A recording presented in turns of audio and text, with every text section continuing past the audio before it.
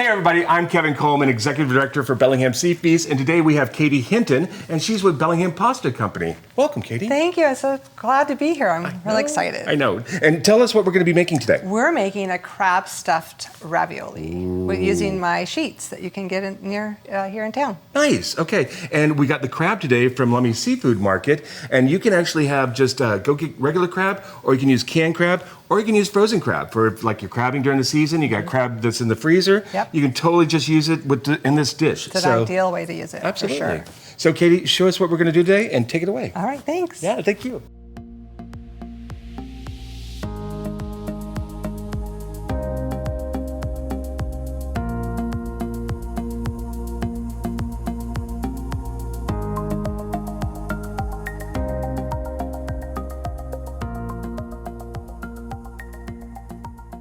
So we're going to start making the filling. It'll be simple of about a cup to 2 cups of crab, some ricotta, about a cup. We want to keep the moisture out of there as much as possible. We're going to mix. Try it again to keep things dry. We're going to put some salt and pepper. And I'm going to put some fresh parsley, Italian parsley. Don't be shy. Okay. Slippery little guy.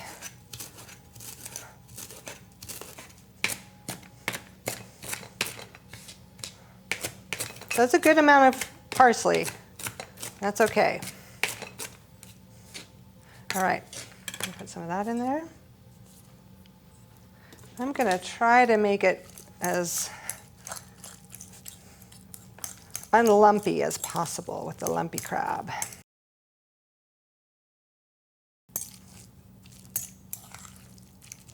Okay. I like to roll out my lemon, loosen up the juices. I'm going to do the zest first. It's easier that way than it's cut.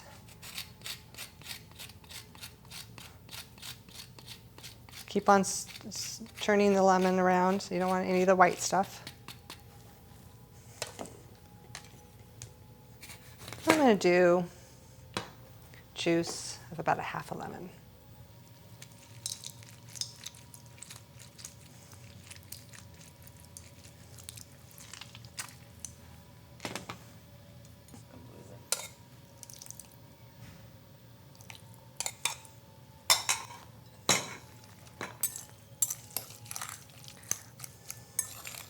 Then I'm going to refrigerate this while I get the raviolis ready.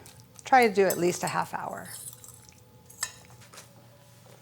So when you get my pasta, it's going to be packaging like this, and it's going to be a very long, continuous sheet.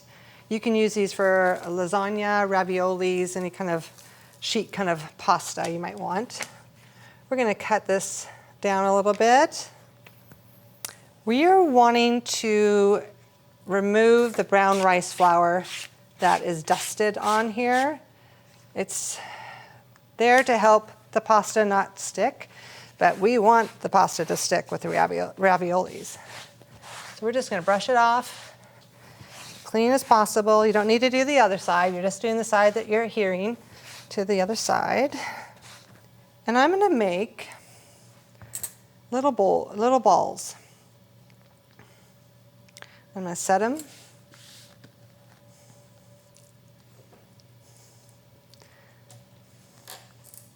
The ravioli. Again, you're going to want to make this as dry as possible.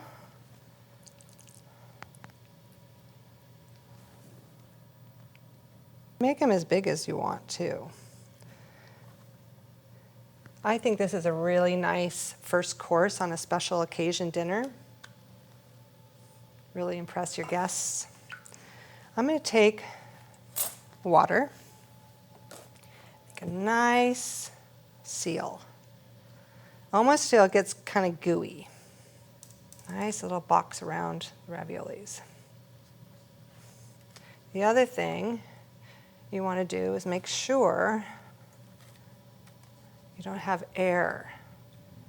The air will blow the raviolis out when it's in the cooking process. I'm going to fold this over. And I'm just going to pinch down, again, getting rid of as much air as possible. Just make a little pocket around each one. We're going to crimp it with a fork or a crimper as well. That will help. For the home cook who doesn't have a lot of tools, you can do the fork. Get it really pressed down. It's a really simple way. Makes it look pretty.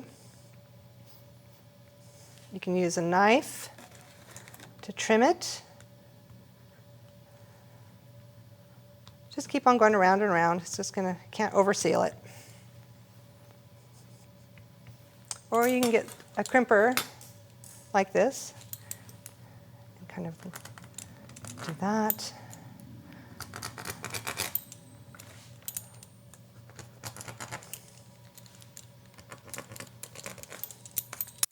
Again, so different ways you can do it.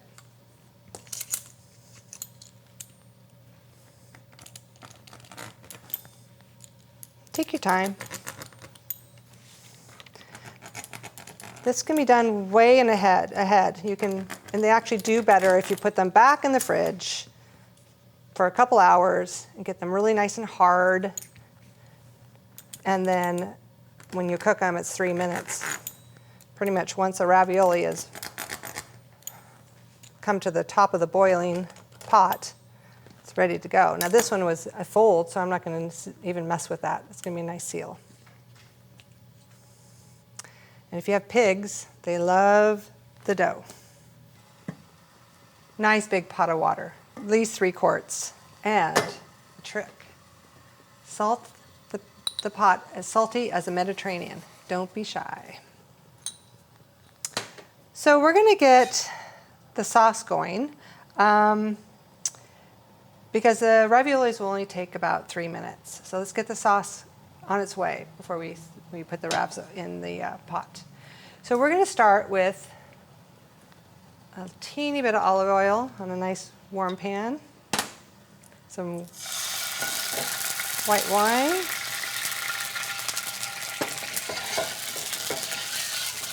and put a nice big dab of butter.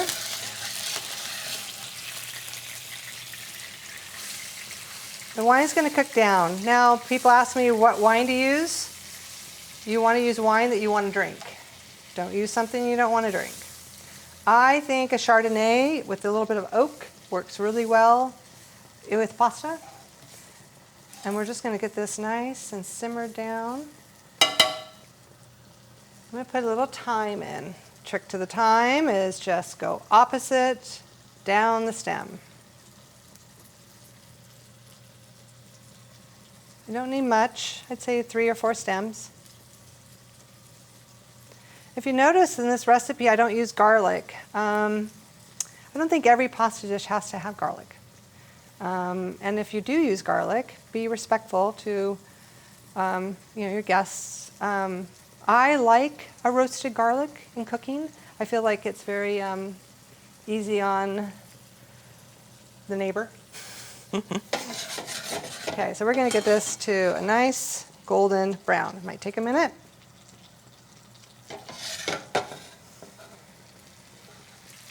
I'm going to put another tablespoon of butter in just. Smells delicious.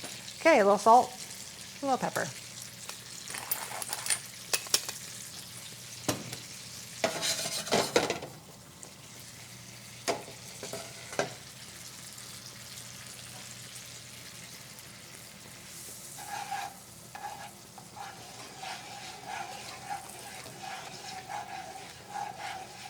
Couple other added value items that you could put in. I like fresh chilies, flakes.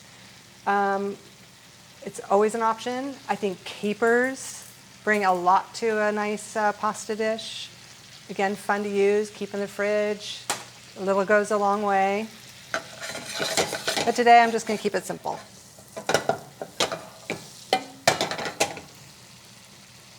You're going to kind of start smelling a little caramelizing of the butter. That's good. You want to smell the brown butter starting. And the wine will cook off.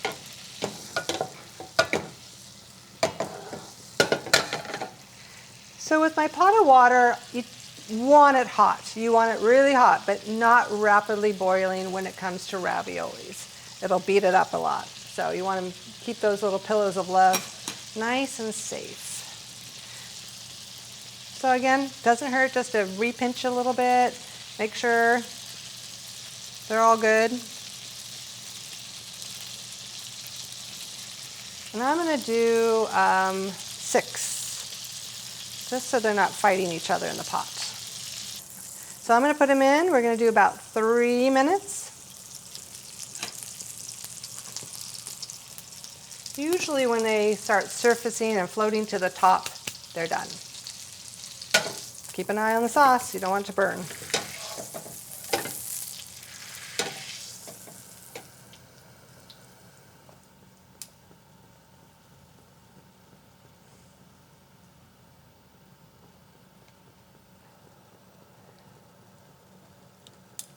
So gently scoop out the wraps. Try not to bring too much water with you because it's going to be,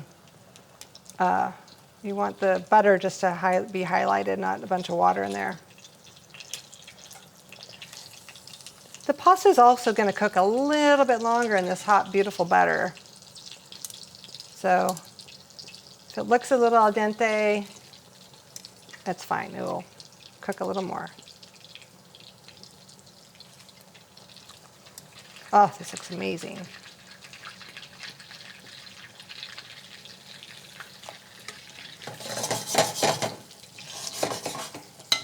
You can also pan fry a ravioli in its raw state. And so we just would totally miss this boiling part and just go right into a fry pan with some olive oil, and it's delicious. It gets a little more crispy. This is going to be a little softer. Cook down some of the water. And this can stay in here. Nothing's going to happen to the pasta. It's going to be just that much better. The thing about fresh pasta, it does absorb a lot more of the flavors. So you can see it's getting a little crispier, a little. Oh, it looks lovely. Now, some people have debate on whether to cheese, seafood or not. I don't think this needs it, but yeah, I think it's ready. Okay, I'm back. I'm back with Katie. Obviously. Yeah, right? Food. I know. It's time to plate up. Yes, it is. Kevin's in the picture. Okay. So we're just going to put, I think 3 is a nice, again, odd number. It smells wonderful. Yeah. And great, again, like a little first course, amazing. Or, main course. Yeah. With a beautiful arugula salad. I'm going to just do a little bit of parsley. And we're good to go. And you were telling me that the pasta is thin, that it's made for ravioli, correct? Yes, this is a dye that we use for our raviolis when we do make them for special accounts and occasions. Nice. So it's a perfect thickness for this. Nice. It's also great for lasagnas as well. And yeah, it really works. And Nice. it's easy, and the kids will love doing this. And they'll, the nice thing is this pasta is high in protein. It's 13 grams of protein. And then you put all these good stuff and stuff it. Yeah. And you're good to go. It's wonderful. Yeah. Okay. Okay. Great. Let's go. I'm ready to taste it. Yay. Okay. All right, here we go. Okay. Bon appetit. Bon appetit. We have knife, fork, Yeah, everything else. It's definitely Okay. a knife fork kind of thing. Okay. It's not a one bite. Well, I am delighted. I know, right? It smells so good. A little lemon and lemon zest goes a long way too. So, I love lemon zest. all right, here we go. That was hot. Careful. That was really good. Right? You taste the crab, a little lemon. Yeah, you taste Yeah. it all.